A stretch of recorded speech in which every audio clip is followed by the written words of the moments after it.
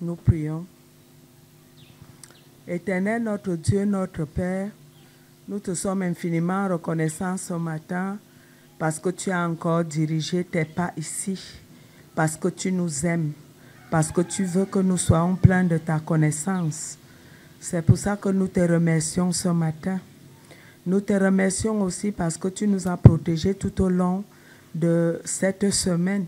Et nous voici donc à ce dimanche, Père, où nous venons nous retrouver ici pour te louer, pour t'adorer et surtout même pour comprendre, Père éternel, ce que tu as préparé pour nous aujourd'hui. Nous te remercions, éternel, notre Dieu, notre Père, parce que tu es le Dieu vrai et le Dieu très haut. Tu connais tout un chacun de nous, Père, et tu sais que plusieurs viennent ici avec des problèmes. Père éternel, tu vas donc nous parler. Père éternel, tu vas donc nous instruire. Tu vas donc nous recommander beaucoup de choses.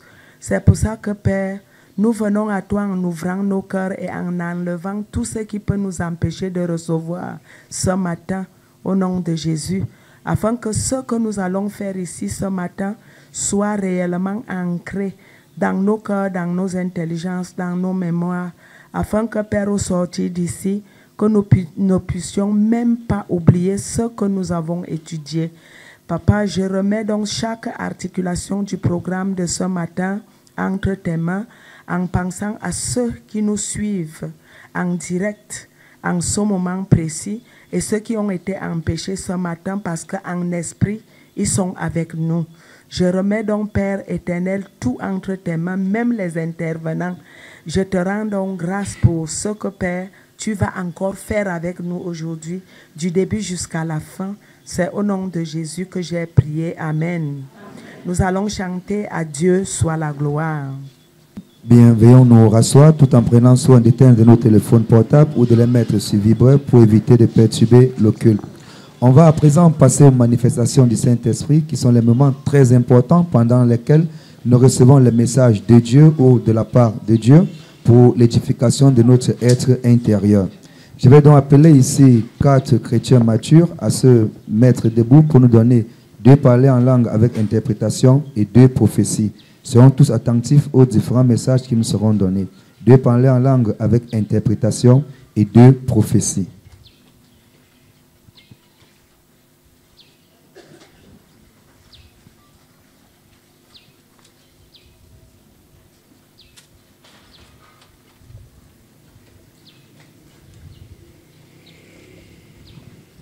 Taliam tari gazeri avasta kanza, parkatori korigizari amdori gaziente bari Christa kazaria.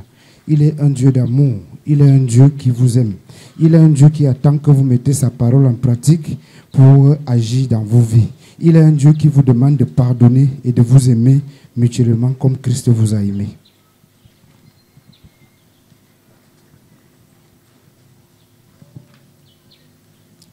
Solo lokoto leketeli kitisi kiniri likitisi kiloriolo. Lala kata la mala kata lokoto mere nere. Teriele lepekete zeke shekelekete miri. Je suis l'Éternel, votre Père céleste. Vous êtes l'objet de ma gloire dans ce monde pervers et corrompu. Je vous ai donné le pouvoir de marcher sur les serpents, les scorpions, sur toute la puissance de l'ennemi, et que rien ne peut vous nuire. Ne laissez donc plus l'ennemi se glorifier au milieu de vous. Revêtez-vous de toutes les armes de l'esprit et surtout la justice en mettant mes préceptes dans vos familles, dans vos entreprises, dans vos assemblées, et l'ennemi ne vous touchera point.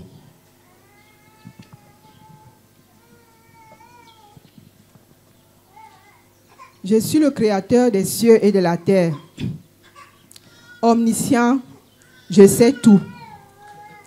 Les temps et les circonstances sont mon marchepied. En toute prise de décision, cherchez ma volonté et priez pour recevoir ma sagesse et ma direction, et vous serez épargnés des soucis et des tragédies. Vous êtes mon peuple, vous êtes mes enfants. Je vous ai aimé d'un amour incommensurable. Ne vous inquiétez donc de rien. Confiez-vous en moi. en tenant ferme sur mes préceptes et en pratiquant ma parole. C'est ainsi que l'adversité échouera devant de vous. C'est ainsi que vous serez plus que vainqueurs dans tout genre de situation. Dieu Tout-Puissant, nous te rendons grâce et nous te sommes infiniment reconnaissants pour ta présence effective et manifeste au milieu de tes enfants que nous sommes. Merci Père éternel pour ces messages que tu viens de nous accorder. Donne-nous Père éternel, en inclinant nos cœurs à l'obéissance de ta parole, de pouvoir mettre ces messages en pratique dans nos vies. Et que, Père éternel, ces messages soient comme des boussoles, des orientations, Père éternel, au milieu de nous. Merci, Père éternel, parce que si toi tu ne bâtis, celui qui bâtit, bâtit en vain. Viens donc au secours de nos incrédulités, nous accompagner, Père éternel, afin que nous puissions croître et que nous ne soyons plus des bébés spirituels. C'est au nom de Jésus-Christ que nous t'avons prié. Amen.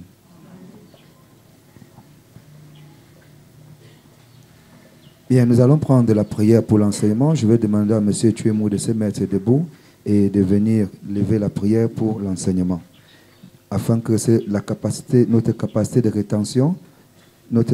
de rétention soit à la gloire des enfants de Dieu que nous sommes. Prière pour l'enseignement.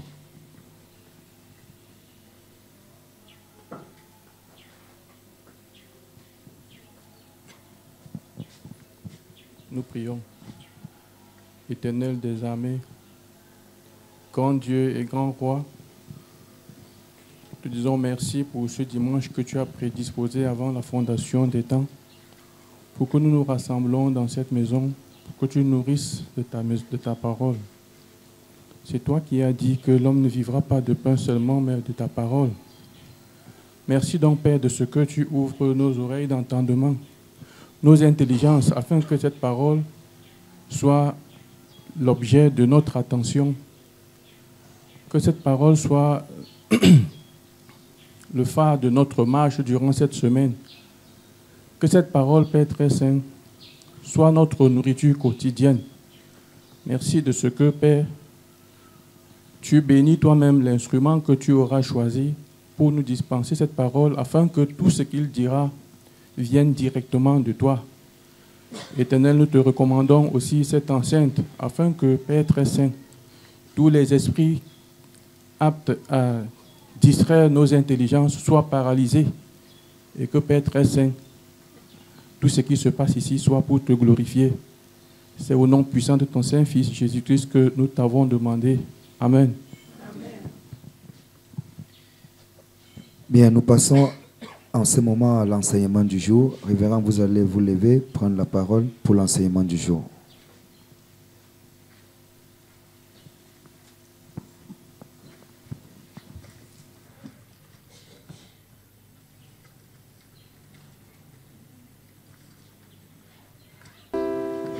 Frères, unissons-nous dans la foi pour écouter la parole du Seigneur.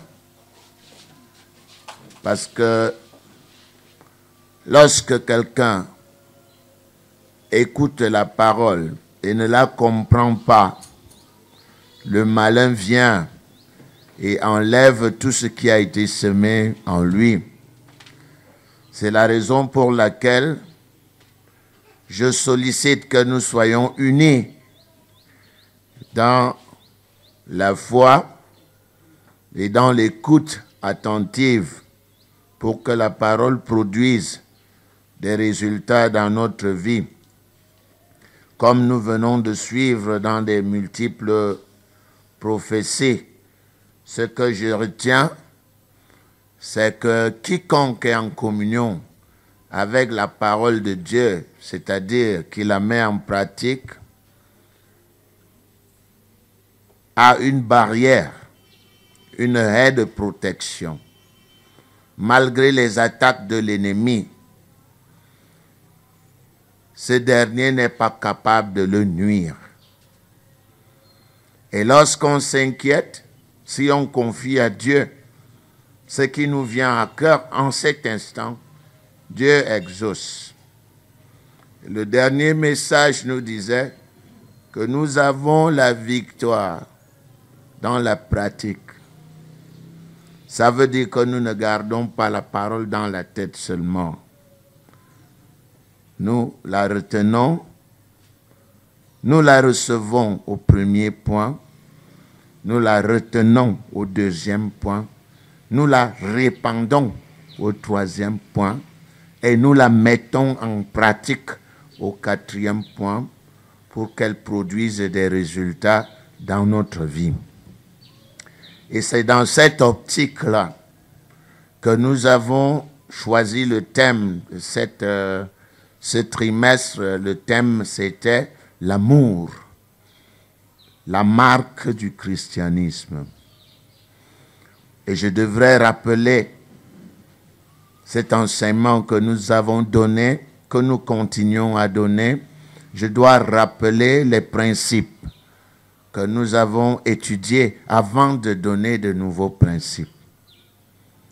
Nous avons dit que l'amour en tant que marque du christianisme est quelque chose qu'on voit.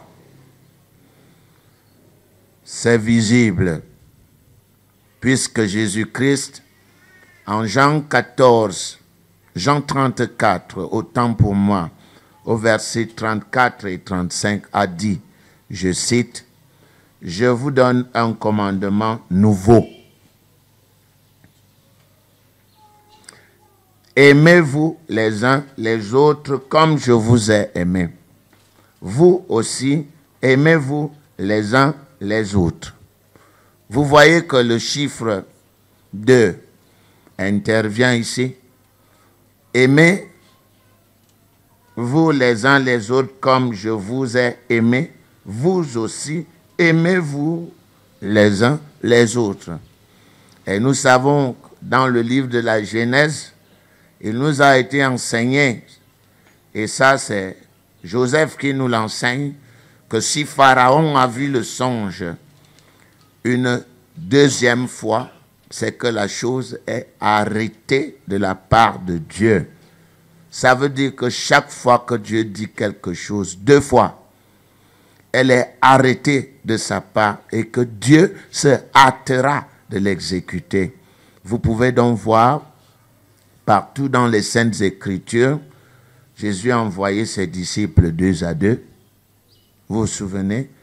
L'Ecclésiaste dit que 2 valent mieux qu'un. La parole de Dieu dit que si 2 d'entre vous s'accordent pour demander une chose, elle leur sera donnée. Vous voyez, lorsque Jésus est ressuscité, il y avait combien d'anges? 2 anges. Quand il était sur le point de partir, combien d'anges? 2 qui ont dit, il reviendra de la même manière.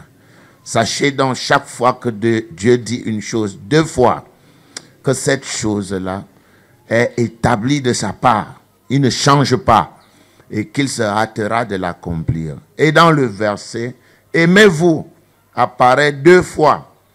Et s'il apparaît 3 fois, il devient la complétude. Parce que Dieu, quand Dieu dit 3 fois, il dit c'est complet. Et nous avons la forme ifil qui est dans les études de l'hébreu, un superlatif qui n'existe pas en langue française. C'est que la chose est complètement, absolument complète. Complètement, absolument complète. Voilà. Quand Dieu dit combien de fois? 3 fois. Dieu est 3 fois saint. Et dans ce texte, voici, je vous donne un commandement nouveau. Aimez-vous les uns les autres. 1. Comme je vous ai aimé. 2. Vous aussi, aimez-vous les uns les autres. 3. Complètement, absolument complet. Et à ceci, tous connaîtront que vous êtes mes disciples. À ceci, par la pratique de l'amour, on saura que vous êtes mes disciples. Comprenez donc qu'un christianisme sans amour n'est pas un christianisme, parce que c'est l'amour qui est l'insigne du christianisme. C'est l'amour qui est la marque. Le chrétien doit aimer. la dette du chrétien envers son prochain, selon quel verset? Romains 13, 8. Ne devez rien à personne si ce n'est de vous aimer les uns les autres. La dette du croyant envers son prochain, c'est quoi? L'amour. Et comme c'est une chose que nous devons mettre en pratique, ça veut dire que la haine ne doit pas exister dans nos milieux.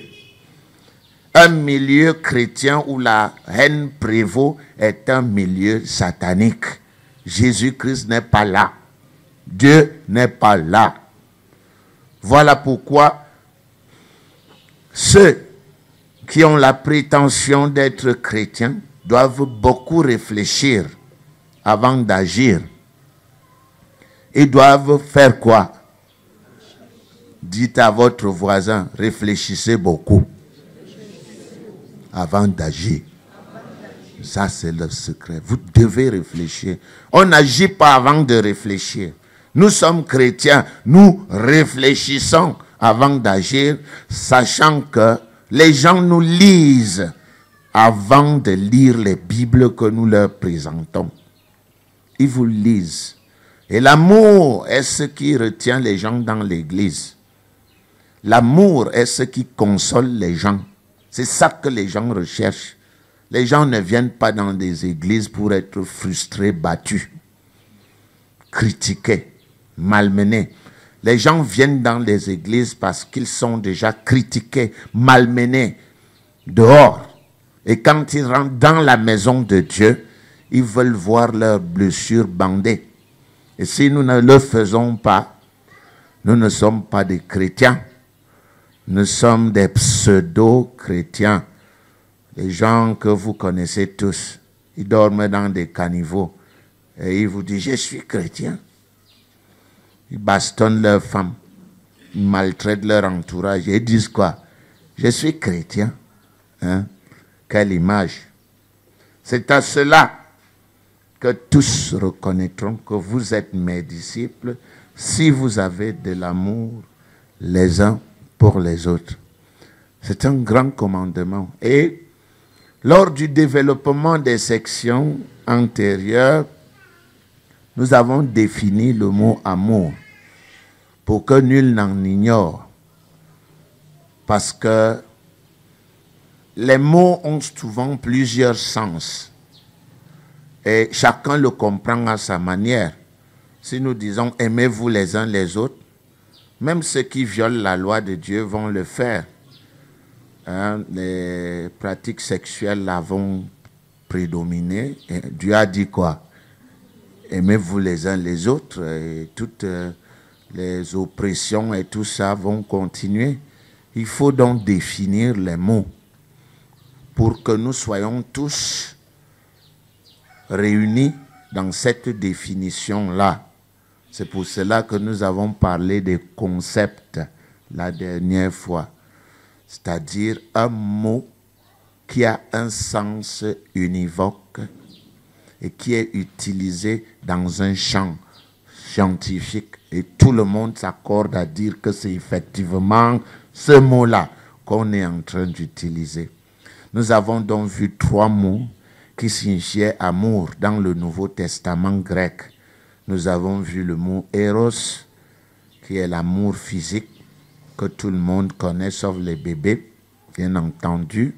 Nous avons vu l'amour philanthropos, qui est l'amour sentimental que les gens ressentent dans leur cœur quand ils sont en contact avec d'autres personnes. Des sentiments se développent, des amitiés se développent aussi, pour amener même jusqu'au mariage, qui sont des amitiés spéciales et spécifiques dans la Bible. Bon. Et enfin, nous avons utilisé un mot que beaucoup d'entre nous ne connaissaient pas, qui était le mot agapé. Agapé qui est un amour sans sentiment. Agapé qui en fait est le respect d'un commandement de Dieu. Et nous avons établi que agapé était vide pour un être humain. Ça n'a pas de sens que l'on dise qu'obéir à un commandement est l'amour. Voyez-vous, Bref, nous avons fini par comprendre que cet amour-là, tout le monde ne pouvait pas le vivre. Tout le monde ne pouvait pas le manifester. L'amour de Dieu, tout le monde ne peut pas le manifester. Et c'est Romains chapitre 5 au verset 5 qui nous a donné la clé, que Dieu ne donne cet amour-là à ses enfants que quand ils se convertissent. Au moment de la conversion, lorsque Dieu leur donne le Saint-Esprit, il leur donne aussi cet amour qui est une capacité spirituelle leur permettant d'accomplir la tâche s'ils veulent l'accomplir. La tâche ici étant la tâche d'aimer. La tâche d'aimer. Mais ici, si on dit aimer, personne ne sait ce qu'il faut. Qu'est-ce qu'il faut faire pour aimer? Personne ne le sait. Sur le plan humain, on le sait. Et quelquefois même, on ne le sait pas. On sent juste l'attraction, une attirance vers quelqu'un, sans savoir comment lui exprimer ce que nous ressentons. Mais Dieu a pris soin de mettre par écrit ce que c'est que cet amour. 19 caractéristiques. 19. L'amour de Dieu est un sac qui contient 19 objets à l'intérieur, au moins. Les objets que nous avons comptabilisés. Peut-être qu'il y en a d'autres, mais ce que Dieu nous a laissé voir sont 19. D'accord? Et nous vous les avons énoncés. Nous avons dit, l'amour donne. L'amour ne fait point de mal. L'amour n'est point hypocrite. L'amour construit. L'amour bannit la crainte. L'amour est patient. L'amour est plein de bonté. L'amour n'est pas envieux. L'amour ne se vante point. L'amour ne s'enfle point d'orgueil. L'amour ne fait rien de malhonnête. L'amour ne recherche point son intérêt. L'amour ne s'irrite point. L'amour ne soupçonne point le mal. L'amour ne se réjouit point de l'injustice. L'amour excuse tout. L'amour croit tout. L'amour espère tout. L'amour supporte tout. Ces 19 principes et autres constituent l'héritage d'amour que Dieu donne subjectivement à chaque chrétien pour l'aider à dominer les forces du mal. Parce que nous, chrétiens, ne combattons pas Satan avec les armes de Satan. Et Dieu nous a enseigné qu'on peut être très grand dans le monde. On peut être docteur, ingénieur, tout ce que vous voulez. Mais si on n'a pas l'amour, pour lui, on n'est rien. Absolument rien. C'est vrai, j'ai enseigné l'autre jour que des gens aiment l'opulence pendant 80 ans. Mais Dieu, c'est l'éternité. Hein? Et si vous choisissez 80 ans d'une vie désordonnée, une vie qui vous appartient à vous, sachez que dans l'éternité, vous allez vivre une éternité dans le malheur.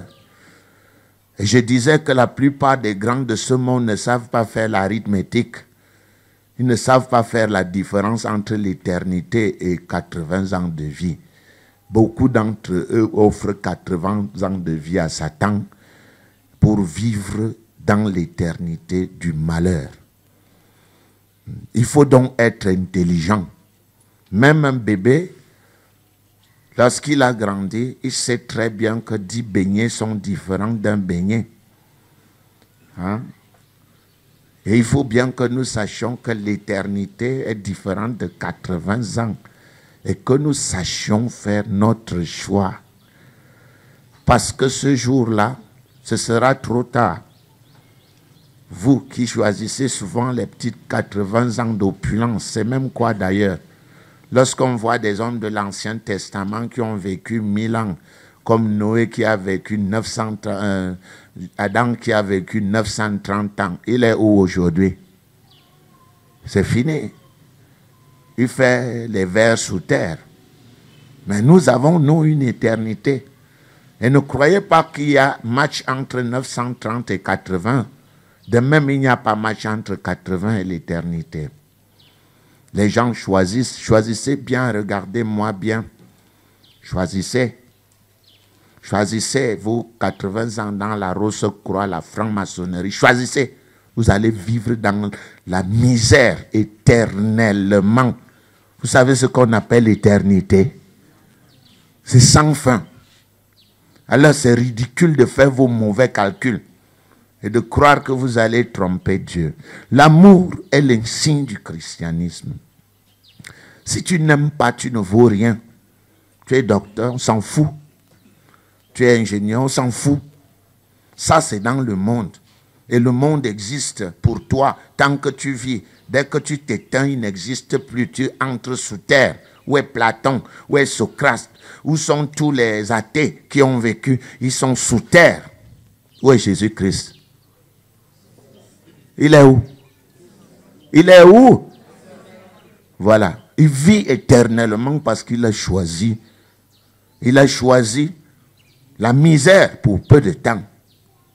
Mais regardez le monde entier, les dimanches ont looké. Donc vous aussi faites de même. Souffrez le présent siècle pour vivre une gloire éternelle. C'est de ça qu'il est question. C'est le choix. Et beaucoup ne vivent que par les cinq sens. Ils disent, moi je veux voir, je veux entendre, je veux goûter, je veux humer, je vais toucher. Si je ne vois pas ces choses, je ne crois pas. Est-ce que tu touches l'air? Tu touches les électrons dans les fils électriques. Et pourtant l'électricité est là, bel et bien là. Tu touches les électrons, tu les vois. Et pourtant l'électricité est là. Tu ne vois que les effets des électrons. Dieu est là. Tu vois ses effets, mais tu ne le vois pas. Il est présent. Et il est là, en cet instant, et il entend ce que je dis. Et ce jour-là, quelqu'un te dira, il avait dit, j'étais présent. Tu as dit, ah. Ok. Well. On va revenir sur les caractéristiques de l'amour. Nous avons dit qu'il y en avait 19 et que les gens devaient les connaître. Toi, tu dois manipuler les caractéristiques de l'amour comme tu comptes ton argent, ton salaire du mois. Tu dois aimer ces caractéristiques comme quand tu fouilles ta poche avec assurance pour chercher des biens. Ces caractéristiques doivent être écrites sur ton front. Ces caractéristiques doivent être écrites dans ton âme. Parce que c'est ça qui a de la valeur devant Dieu. Peut-être que tu as dit, tu veux oublier. Va oublier. Je te permets d'oublier. Mais ce jour-là, on te dira, il avait dit qu'il y a 19. Et tu es obligé. Ce n'est pas une faveur que tu rends à Dieu. C'est une nécessité si tu veux être grand dans la vie à venir. L'amour, c'est la grandeur de Dieu. Tu veux aimer. Alors efface de ton cœur ces choses. Fais fuir ces démons qui te détiennent, qui t'amènent à transformer ton espace en un univers de haine. Au lieu que ce soit un havre de paix, tu passes ton temps à critiquer, à insulter, à faire tout ce qui est négatif. Transforme ton environnement et montre ta valeur au ciel. C'est l'amour qui fait fuir les démons. C'est l'amour qui te rend capable de battre l'adversaire parce que tu ne peux pas combattre Satan avec ses propres armes. Tu ne peux combattre Satan qu'avec les armes de Dieu. Et les armes de Dieu sont des armes d'amour. Aujourd'hui, même si tu ne retiens pas, tu vas écrire. Parce que c'est une nécessité. Je t'ai donné des milliers d'enseignements dans ce ministère. Depuis 35 ans que j'enseigne la parole de Dieu. J'ai montré tout ce qu'il fallait montrer. Mais cet enseignement aussi, si tu ne le retiens pas, tu ne peux être rien devant Dieu. Tu vas certainement être grand devant les êtres humains, ça c'est rien. Tu veux être président? Va te battre avec les autres. Tu veux être quoi? Ministre? Va te battre avec les autres. Mais tu veux être grand devant Dieu. Tu veux que tes prières soient exaucées. Tu veux que quand tu cries, aïe, Dieu vienne en courant, tu dois manifester quoi? L'amour. Parce que l'amour est au-dessus de la loi. La loi est faite pour des bandits. La loi est faite pour régler la société. Ne touche pas, ne fais pas, pour mettre de l'ordre dans la société. Celui qui aime n'a pas besoin de la loi. Parce que celui qui aime dit ne fait pas autrui ce que tu ne veux pas qu'on te fasse. L'amour est donc au-dessus de quoi? De la loi. Il respecte la loi sans avoir besoin de la connaître. Parce qu'il marche avec Dieu. Il est dans le cadre des divinités. Et quand il crie, la nature même entend. Quand il passe, les serpents fuient. Parce qu'il est fils de Dieu. Maintenant, je vais te dire quelque chose. Dieu est amour. Et il faut qu'il y ait une ressemblance génétique entre Dieu et ses enfants. De la même manière que le père est fier quand il regarde son fils. Qu'est-ce qu'il dit? Waouh, il me ressemble. Hein? On dit, ah, ça là, c'est le fils de Sangba. Il a le même visage que lui. Alors, il est content dans son cœur. Hein? Ça, c'est le fils de Béli. Ah, non, non, ça, c'est Kuna. Non, ça là, non, même si tu me dis quoi ça ici. C'est comme ça. Il est fier. Maintenant, quand Dieu regarde ses enfants, il voit l'image de qui? Du diable ou c'est une ressemblance génétique. C'est la raison pour laquelle Ephésiens 5 dit quoi? Devenez donc quoi? Les imitateurs de Dieu comme des enfants bien-aimés. Nous devenons des imitateurs de notre Père. Parce que le fils du chien ressemble au chien. Le fils de l'homme ressemble à l'homme. Le fils du diable ressemble au diable. Le fils de Dieu doit ressembler à qui, selon vous? Est-ce que tu ressembles à ton père? Pose la question à ton voisin. Tu ressembles à ton père? Est-ce que tu es un enfant illégitime? Tu ressembles à ton père? Est-ce que tu es un enfant illégitime? Que quand on regarde, dit, hey, même si on dit quoi sa maman, ce n'est pas moi ici. Hein? Voilà. Aujourd'hui, tu dois te poser cette question-là. Est-ce que je ressemble à mon père? Et si tu ne ressembles pas à ton père, Ephésiens dit quoi? Devenons donc des imitateurs de Dieu. Comme quoi? Comme des enfants bien-aimés. Dieu est quoi? Amour. 19 caractéristiques que tu dois coller dans ta tête. Qui veut coller ça dans sa tête? Ne montre pas le doigt pour me plaire. C'est à ton père qu'il faut plaire. Donc nous avons commencé par combien? Si je continue à définir ça, une caractéristique, on va faire 19 dimanches. C'est énorme. Mais aujourd'hui, je vais encore donner une. La première caractéristique était l'amour donne. Vous avez étudié ça, n'est-ce pas? Dieu a tant aimé le monde qu'il a donné son Fils unique, afin que quiconque croit en lui ne périsse point, mais qu'il ait quoi? La vie éternelle. Ça, c'est la première caractéristique. Nous apprenons à donner des conseils. Nous apprenons à donner de l'amour, à donner du soutien, à donner matériellement, à donner moralement, à donner physiquement, à donner spirituellement, sans nous attendre à une récompense. Parce que Dieu, lui, l'a donné quand nous étions des impies. Peut-être quelqu'un peut mourir pour une personne de bien. Oui, on a vu des femmes et des hommes mourir pour leurs enfants. Mais personne ne meurt pour un criminel. Qui va donner sa vie pour un criminel? Mais c'est justement ce que Dieu lui l'a fait. Il a donné la vie de son fils lorsque nous étions quoi? Des criminels. Donc il ne s'attendait à rien. Et aujourd'hui nous aimons Dieu. Nous ne craignons pas Dieu. Nous allons à lui parce que nous l'aimons. Parce que nous sommes conscients de ce que lui, il a fait pour nous. C'est pour cela que nous allons vers lui. On appelle ça de la reconnaissance.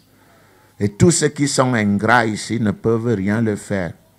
L'ingratitude n'amène personne à la reconnaissance. Nous aimons parce que nous sommes reconnaissants.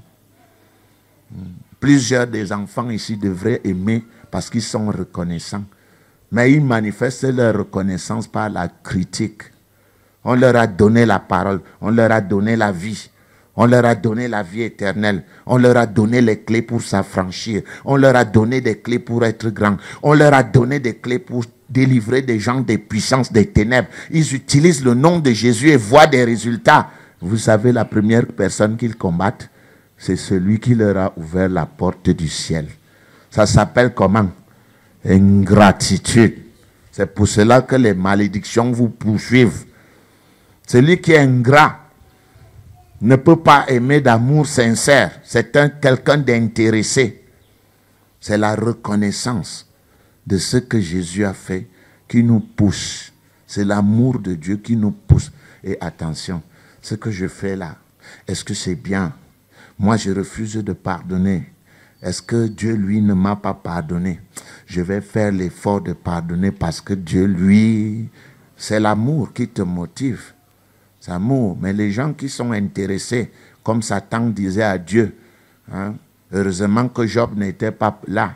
Satan disait à Dieu, Job, moi je connais l'être humain, c'est des bandits. Ils ne peuvent t'aimer que parce que tu leur donnes. N'as-tu pas protégé Job?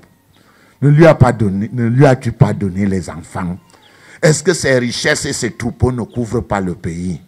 Mais pour tu me dis que Job est intègre et droit, il est intègre et droit parce que tu lui as donné. Maintenant, touche un peu ce qui lui appartient. Je suis sûr qu'il va te maudire. Et c'était ça le grand défi. Et plusieurs ici qui sont ici qui peuvent vendre leur maman à cause de l'argent. Voilà. La reconnaissance est importante pour grandir dans la parole de Dieu. L'amour donne. Vous voyez? N'oubliez plus. Dès qu'on vous dit que le siège de l'église évangélique est dans le noir, payons l'électricité. Mais on vous voit dimanche venir voler la parole de Dieu. Vous êtes des voleurs. Donner est égal à quoi? Vous savez ce qui s'est passé dans ce camp pendant que nous étions à l'enterrement de notre fille? Si vous placez là, vous allez voir le compteur a explosé. Nous n'étions pas là. Dieu lui-même, quand on m'appelle, on me dit le compteur vient d'exploser. Je dis, Seigneur, nous ne sommes pas des électriciens. Personne d'entre nous n'est là-bas à Yaoundé pour intervenir. Interviens toi-même. Dieu coupe le feu. Vous pouvez passer là, aucun fil n'est brûlé. Il n'y a que le compteur qui a explosé. Mais vous savez, des agents sont venus ici hier pour changer. Nous n'étions pas là. Ils disent, nous sommes venus pour changer le compteur. La société nous a donné le compteur, mais on ne nous a pas donné le disjoncteur. Ça veut dire qu'on doit payer le disjoncteur, non? Et qui va le payer selon vous? Bélibi. N'est-ce pas? Non, vous allez le payer. Donner est égal à quoi? Vous payez les factures de soleil? Vous payez les factures de pluie, d'eau de pluie? Mais vous payez des factures à la sonnelle. Payez aussi pour Dieu quelquefois. Combien de prières avez-vous élevées? Chez nous, on dit chaque jour, la main lave le pied. Y aura-t-il un jour où le pied lave la main? Commencez à laver aussi. Que vos pieds commencent à laver les mains de Dieu.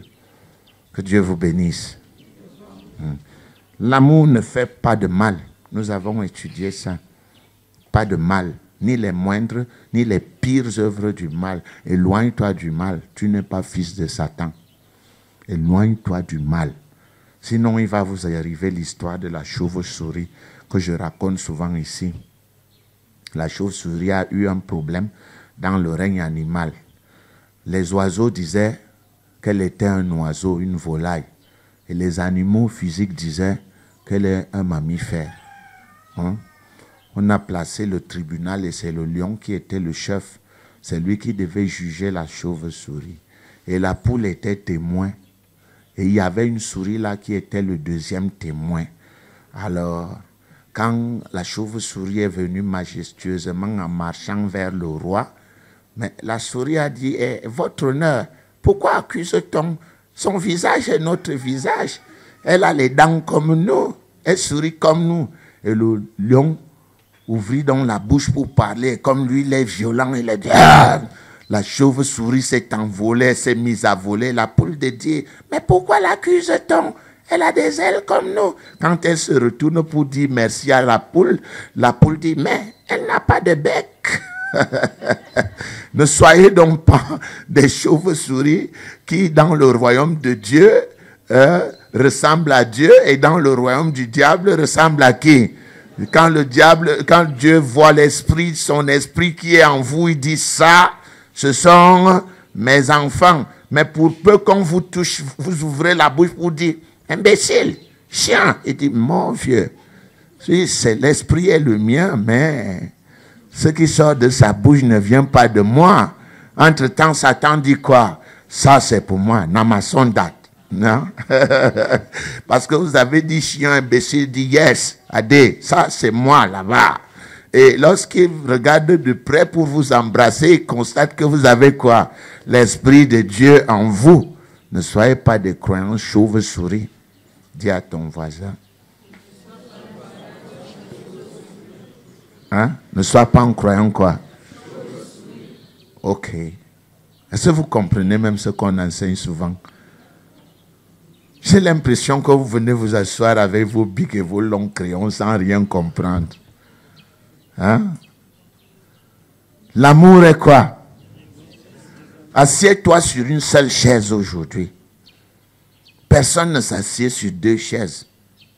Personne ne s'assied une fesse sur une partie, sur une chaise, une autre fesse sur l'autre. On ne s'assied que sur quoi? Les deux fesses sur une seule chaise. Nous ne pouvons pas avoir 2 maîtres. Satan et Dieu. Asseyons-nous sur une chaise. Si tu veux t'asseoir sur la chaise de Satan, assieds-toi une bonne fois pour toutes et sors d'ici. Si tu veux t'asseoir sur la chaise de Dieu, assieds-toi une bonne fois pour toutes et laisse Satan loin de toi. Vous voyez? L'amour n'est point hypocrite. Hypocrisie, c'est le mot masque, c'est l'étymologie, l'origine de ce mot est le mot masque. Vous savez, à l'époque de Molière, les comédiens étaient traqués parce qu'ils insultaient les autorités. Ils faisaient des comédies dans le but de redresser le peuple en riant. Et ils appelaient cette forme castigare mores ridendo, c'est-à-dire corriger les mœurs par le rire. Mais il ne pouvait pas être libre parce que quand s'il jouait avec son propre visage, on l'identifiait facilement, on le prenait, on le mettait en prison. Ils devaient donc jouer leur comédie avec quoi? Des masques. Ainsi, personne ne voyait qui était à l'intérieur. Lorsque Dieu dit que l'amour doit être sans hypocrisie, ça veut dire ne mettez pas les masques. Ça veut dire que la vie n'est pas une théâtralisation comme disent les ethnométhodologistes. C'est-à-dire que vous jouez votre partition dans la vie. Quand vous êtes enseignant, on vous voit au tableau. Oui, oui, oui, oui. Vous jouez le rôle d'enseignant, n'est-ce pas? Maintenant qu'il faut jouer le rôle de la femme en colère, vous vous levez, non? Hé, espèce de connard! Mais vous êtes enseignante aussi, non? Quand il faut jouer la comédie de, supposons, une bonne épouse à la maison. Oh, chérie, c'était gentil. Hein? Et quand il faut jouer la comédie de quoi? D'un personnage important du gouvernement, vous venez vous asseoir. Alors, vraiment, Excellence, vous changez même le ton de votre voix parce que vous voulez jouer la comédie de l'homme d'État. Donc, que votre vie ne soit pas une théâtralisation. Quelqu'un qui sait changer de visage. On les connaît beaucoup en politique. Des gens qui savent changer vite le visage. Ou les visages de nos amis politiciens, nous en avons et nous en souffrons souvent. Quand ils ont besoin de nous lors des campagnes, vous entendez « Oh, révérend, c'est toi le grand, vraiment, sans le révérend, sans. » Dès qu'ils prennent le pouvoir, vous avez même une petite facture de 1000 francs dans leur administration. Ils vous traitent comme un animal. Ils oublient qu'ils se sont accrochés sur vous pour monter. Ne soyez pas hypocrites. L'amour est comment? Tu as bien écrit. Je n'ai pas encore vu. J'ai dit que tu vas mettre ça. Tu vas enfoncer ça dans ta tête. Parce que si tu veux être grand ou grande devant Dieu, c'est par là que tu dois passer. Personne ne passe ailleurs. On est d'accord? Quelle autre caractéristique? L'amour construit. L'amour édifie. Édifier, c'est le mot grec oikodomeo, qui veut dire construire. Nous construisons la maison de Dieu aujourd'hui, non avec les clous et les marteaux. Ça, c'est la maison physique. Dieu n'habite pas dans les temples faits de main d'homme. Vous pensez donc que le temple aujourd'hui, c'est qui? C'est vous. Là où 2 ou 3 s'assemblent en mon nom, je suis. Alors, vous bâtissez le temple avec quoi? C'est la bouche.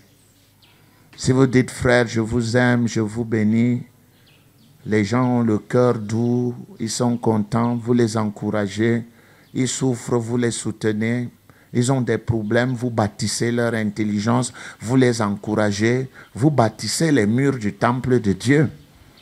Mais vous passez, il y en a aussi une catégorie qui passe leur temps à faire quoi? À casser les murs du temple. L'église là, waouh, tu pars encore là-bas, tu vas faire quoi là-bas? Lucifer est là-bas. Vous cassez les murs du temple de Dieu avec vos bouches. L'amour fait quoi? Édifie. Et quel est l'instrument que tu utilises pour édifier? C'est ta bouche. Chers frères, nous devons agir grand, nous devons réfléchir grandement avant de sortir les mots que nous voulons sortir de notre bouche. Parce que ces mots peuvent blesser, comme ces mots peuvent faire quoi? Cicatriser les blessures. L'amour bannit la crainte. Vous ne devez pas être un ogre, c'est-à-dire une sorte de lion caché. C'est-à-dire quand vous arrivez, vous êtes une maman, dès que vous arrivez chez vous, vos enfants fuient et rentrent sous le lit. Tu entends que tartare à soya. Ou bien on leur donne des petits tcha-tcha. On leur donne des mots durs à la maison. On dit que Margaret Thatcher est déjà venue. C'est commence avec son mari à 8 h du matin, elle est comme une fontaine. Si 18 h n'arrive pas, la colère ne finit. Tu entends, tu es qui? Tu es quoi? Tu as bâti quoi? Tu me donnes quoi? Tu as yo yo yo. Nya nya nya. Nyo nyo nyo. Non, non, non, non, non, non, non. Monsieur, le lion, c'est moi qui commande ici. Hein? Vraiment, c'est moi qui suis venu te prendre. Tu avais même quoi d'abord? Tu es même d'abord quoi? Sors de chez moi. Où tu restes et tu obéis. Tu fais ce que je te dis. Où tu sors. Parce qu'ici, c'est moi qui t'ai acheté hein, chez tes parents. Hein, avec mon argent. Où tu la claques, tu la boucles. On l'appelle finalement James Taylor. On lui donne le nom Blake Carrington dans sa maison. On lui donne des noms comme ça. Non. L'amour bannit quoi? La crainte. Ne sois donc pas parmi ceux qui suscitent la crainte, la peur. Ce n'est pas la révérence ici. Ici, c'est la crainte comme émotion qui fait peur, qui éloigne les gens de chez toi. D'accord? On est d'accord? Ça se voit. Ça, ce sont des caractéristiques qui se voient. On doit les voir. On doit les voir chez toi. Quand on arrive chez toi, je vais voir la peinture que tu as. Je ne veux pas voir les rouges à lèvres que tu mets. On est d'accord? La bonne réputation vaut mieux que les parfums. Je ne veux pas sentir tes parfums. Je veux sentir ta bonne réputation dans ta maison. Je veux sentir l'édification des tiens. Comme on dit, hey, maman, tu es une bonne maman. Le mari dit, oh, tu es une femme merveilleuse. Ça, on lit, on te lit. Ne sois pas parmi les gens qui disent, mais le type là, s'il est dans les groupes de beuverie, il sort vendredi soir et il rentre dimanche matin en puant l'alcool. Il a découché 3 jours et ses enfants ne mangent, ils ont même faim. Il n'y a pas de beignets à manger à la maison. Le 3e bureau a tout pris, 4e bureau a mangé tout. Non, on devient ordonné, organisé. Parce qu'on veut agir avec certitude. On ne réagit pas, on agit. Un fils de Dieu agit. La réaction, on réagit à une provocation. Un fils de Dieu agit par anticipation. Il sait ce qui va se passer. L'amour parfait bannit la crainte. L'amour est patient. Nous avons étudié ça il y a une semaine. C'était quel mot grec? Tu vas te mettre ça dans la tête, veux ou pas. Parce que c'est par là que tu passes si tu veux que Dieu te respecte. L'amour est macrotumos. Nous avons étudié ça. Long, grand, avoir grandement de l'équilibre avant de se mettre en colère. Grandement de l'équilibre avant de se mettre en colère. C'est ça qu'on appelle l'amour est patient. Et je vous ai montré la parabole d'un monsieur qui est venu faire rendre compte à ses employés. Un lui devait beaucoup de talents. Ça, c'est en Matthieu 18. Il lui devait beaucoup d'argent à son maître. Et son maître a ordonné qu'on aille le faire vendre avec toute sa famille. Il est venu supplier son maître et il disait quoi? Aie patience envers moi. Et le maître ému l'a libéré, l'a remis dans ses droits. Mais lui, en rentrant dans la rue, a rencontré un de ses frères qui lui devait une peccadille. Il l'a attrapé au cou par le cou. Paye-moi mon argent, paye-moi. Si tu ne me payes pas, je t'envoie en prison. Et il l'a envoyé en prison. Lorsque les camarades sont venus redire, rapporter au maître ce qui s'était passé, le maître lui a dit, ne t'avais-je pas remis ta dette? Et pourquoi ne devais-tu pas faire de même envers ton frère? Eh bien, envoyez-le au Niouf. On l'a envoyé là-bas jusqu'à ce qu'il lui payait tout, le moindre radis. C'était ce que Jésus enseignait. C'est Pierre qui lui avait demandé, combien de fois dois-je pardonner à mon frère? Sera 7 fois? Il dit, je ne te dis pas 7 fois, mais je te dis 70 fois, 7 fois. Expression juive pour dire toujours pardonner. L'amour, aujourd'hui, l'amour est plein de bonté. L'amour est plein de bonté. L'amour qui est plein de bonté, au sens général, être bon, c'est avoir des qualités qui conviennent à sa nature, au sens général. Qu'est-ce que ça veut dire? Quand on dit un bon cheval, c'est qu'il a des qualités qui correspondent à sa nature. Il est un bon chien, ça veut dire qu'il est bon ou méchant. Quand on dit qu'il est un bon chien, ça veut dire quoi? Qu'il est un chien méchant qui accomplit sa tâche à la maison. Donc, on dit avoir les qualités qui conviennent à sa nature, à sa destination. Voilà. Une bonne terre, par exemple. C'est une terre fertile, une terre qui donne des fruits. Une bonne femme, ça veut dire que c'est une femme qui remplit les conditions requises pour être une bonne épouse. On dit c'est une bonne femme. Un bon mari, c'est quelqu'un qui remplit toutes les qualités pour accomplir ses tâches matrimoniales. Donc, dans ce cas, dans le sens général, ça signifie qui convient à sa nature, avoir des qualités qui conviennent à sa nature. Bon, on peut aussi dire qu'être bon, c'est être parfait sur le plan moral. Ça veut dire que sur le plan de votre éducation et dans l'environnement où vous vivez, vous remplissez les conditions requises pour être quelqu'un qu'on appelle éduqué, quelqu'un qui est intégré dans la société. Bon, ok. Ça peut aussi vouloir dire aimer faire du bien, être indulgent et affectueux. C'est ça, bon.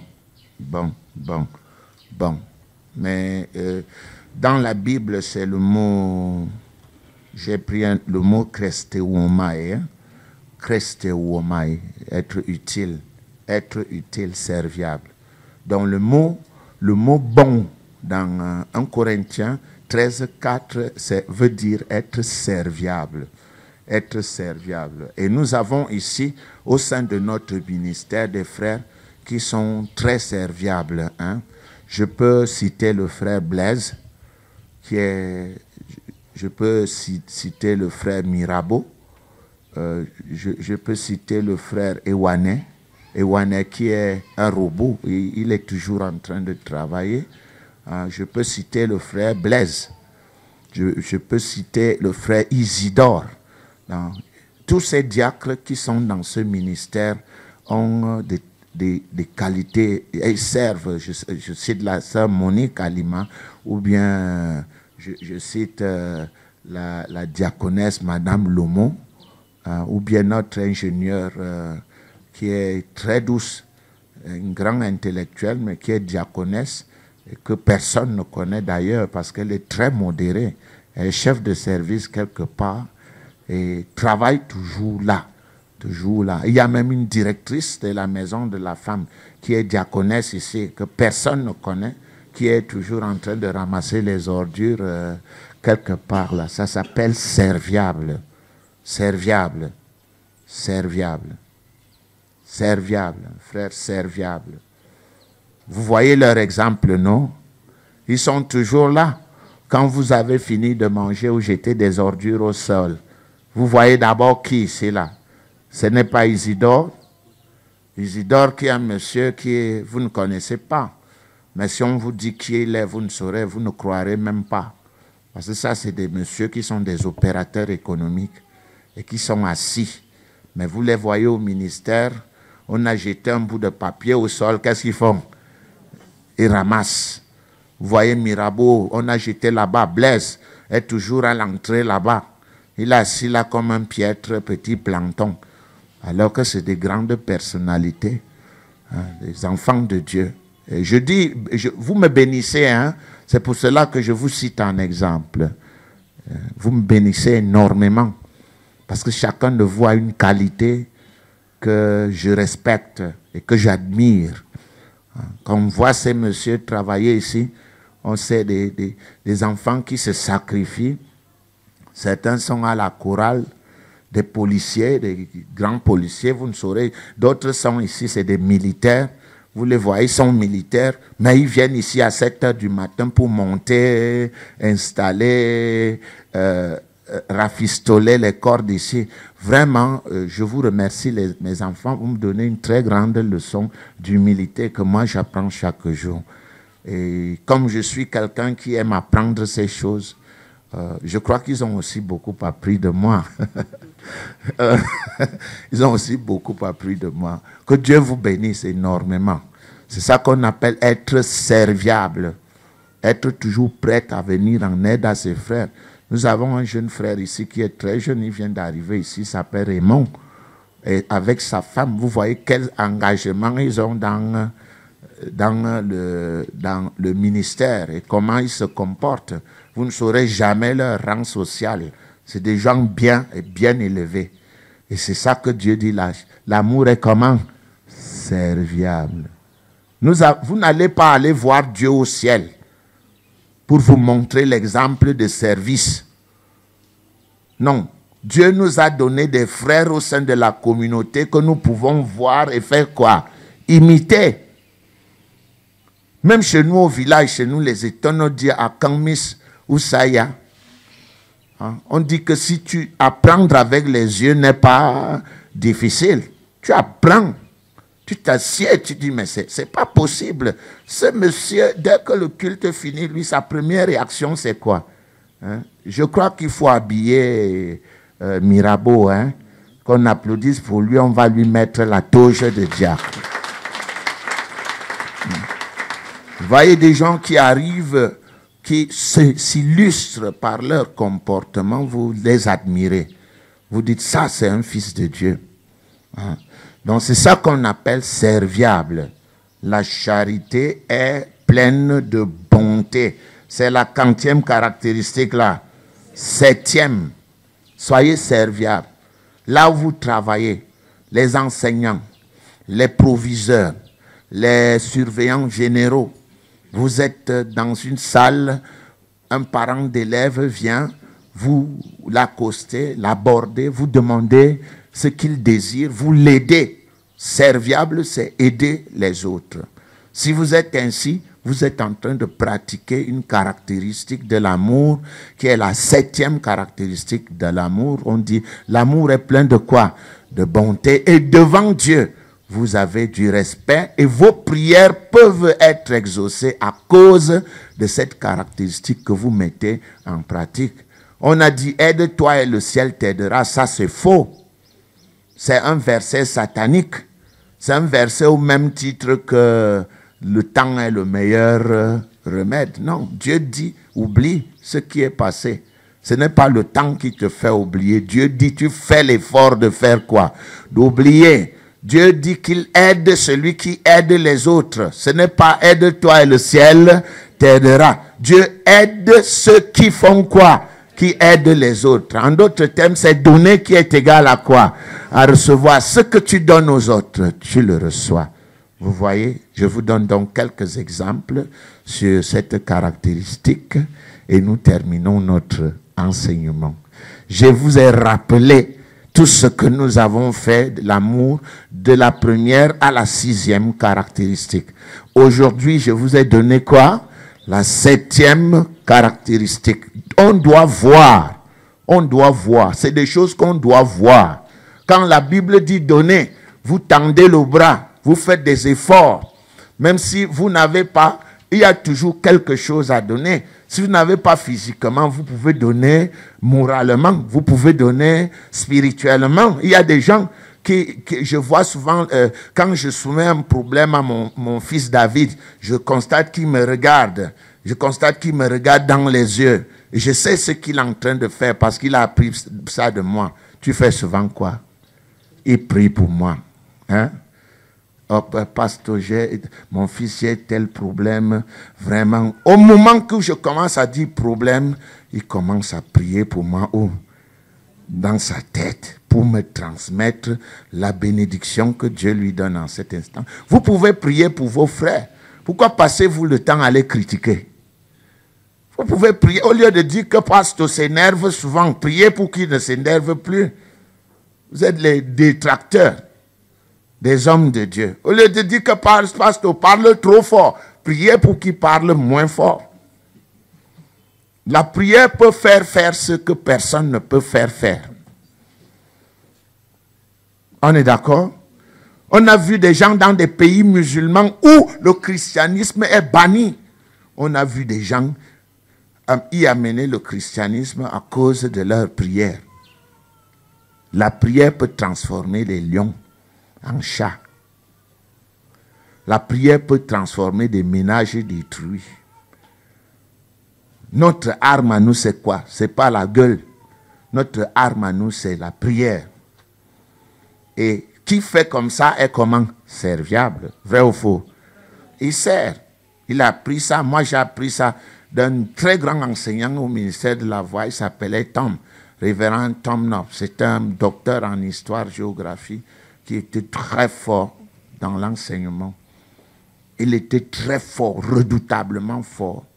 Je crois que si je suis ce que je suis, c'est en partie parce que j'ai pris pour modèle cet enseignant aussi.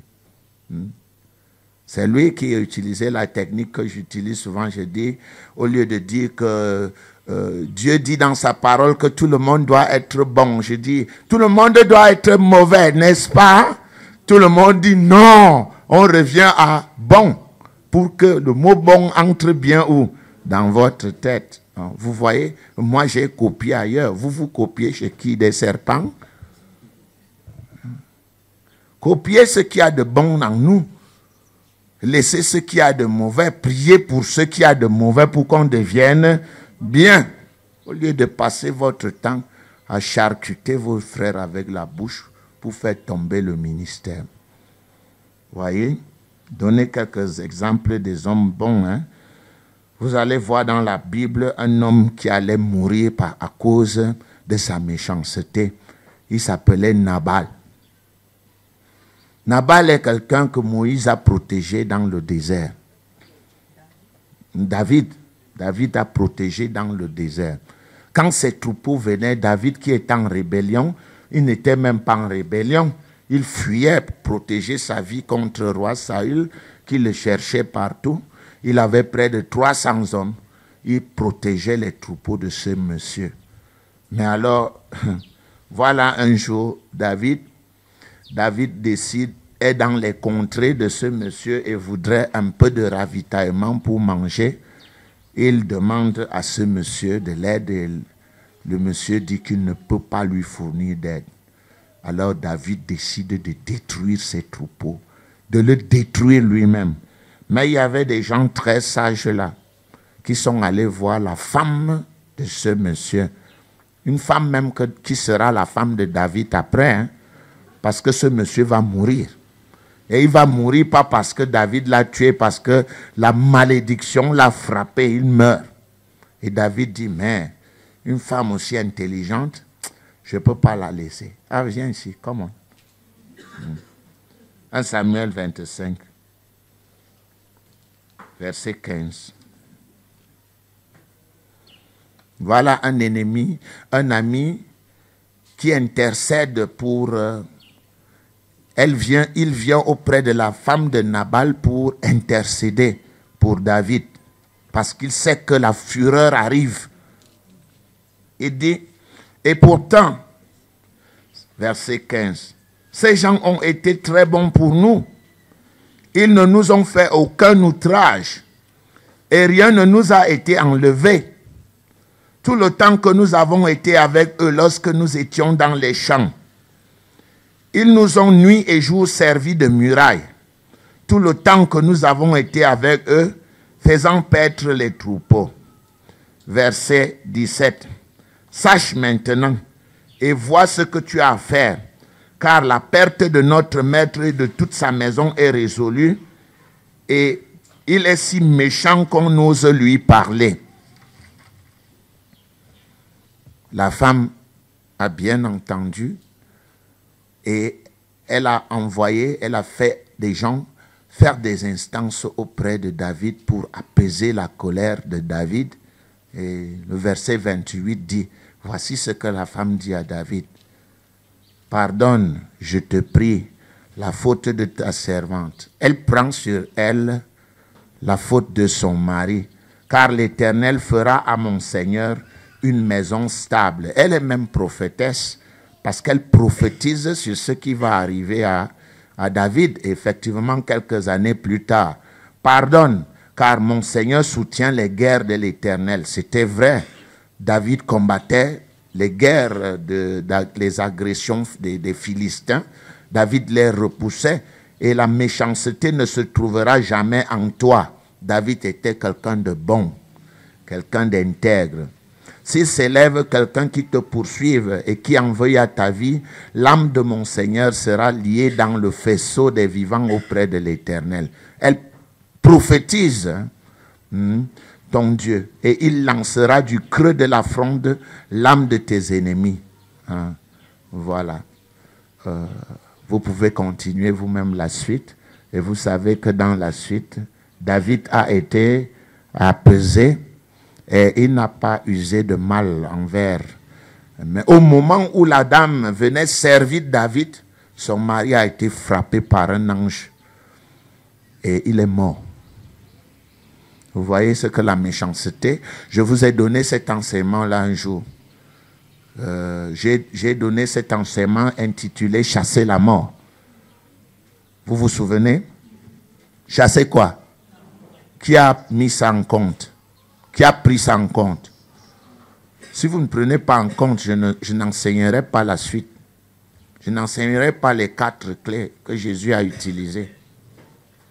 Parce que quand je donne un enseignement au moment où nous sommes éprouvés, c'est Dieu qui le donne pour que les uns et les autres s'en approprient et en fassent usage face à l'adversité, face à la mort. Et l'intitulé, c'était quoi? Chasser la mort. Et j'ai donné beaucoup de clés à l'intérieur où Dieu montre qu'il n'est pas l'auteur de la mort. Il dit, voici, je mets devant toi aujourd'hui le bien et la vie, le mal et la mort. Et il dit, choisis le bien afin que tu vives. Choisis le bien afin que tu vives. Vous voyez donc? Il y a d'autres versets, hein, nous allons lire, tout à l'heure nous étions à Luc 6, 35. Luc 6, 35, c'est juste pour nous éclairer. Luc 6, 35, c'est pour nous éclairer sur cette caractéristique qui permet aux gens de mieux voir. C'est une illustration, une image, hein, un dessin de ce que nous voulons montrer. Luc combien? 6, 35. Qu'est-ce que Luc 6, 35 dit? Luc 6, 35. Vous y êtes? Ça dit, mais aimez vos ennemis, Faites quoi? Du bien et prêtez sans rien espérer, et votre récompense sera grande. Et vous serez fils du Très-Haut, car il est bon pour les ingrats et pour les méchants. Soyez donc miséricordieux comme votre Père est miséricordieux. Vous voyez le comme là, c'est une figure de style de comparaison. Comme, c'est une ressemblance génétique. Ressemblez à votre Père. S'il est généreux, vous devenez comment? S'il est miséricordieux, vous devenez comment? Miséricordieux. Mais la rapine qui se trouve dans nos cœurs n'est pas de Dieu. Nous allons lire le dernier verset qui nous concerne spécifiquement, c'est Éphésiens 4, 32. Éphésiens, vous y êtes? Éphésiens chapitre 4, verset 32. Regardez, c'est une stipulation, hein? C'est un ordre que Dieu donne. C'est un ordre. Hein? Soyez méchants les uns envers les autres, c'est ça? C'est quoi? Soyez bons les uns envers les autres, compatissants, vous pardonnant réciproquement, comme, encore la figure de rhétorique, comme Dieu vous a pardonné en Christ. Alors, la 7e caractéristique, l'amour est plein de bonté, signifié au sens général, l'amour est serviable, l'amour se rend utile. Que Dieu vous bénisse au nom de Jésus-Christ. J'ai demandé à la révérende Ngaha de prier pour que cet enseignement reste gravé dans les cœurs des enfants de Dieu. Frères, unissons-nous dans la foi de notre Seigneur Jésus-Christ pour recevoir la bénédiction finale. Que le Dieu d'Isaac, le Dieu d'Abraham, notre Père céleste, le Père de Jésus-Christ, vous accompagne dans toutes vos entreprises, mette la paix dans vos cœurs, éloigne de vous tout accident et apporte la santé et la prospérité dans votre vie au nom de Jésus-Christ. Allez dans la paix de notre Seigneur. Nous rendons. Dieu l'a dit. Je le crois, c'est réglé. Bien.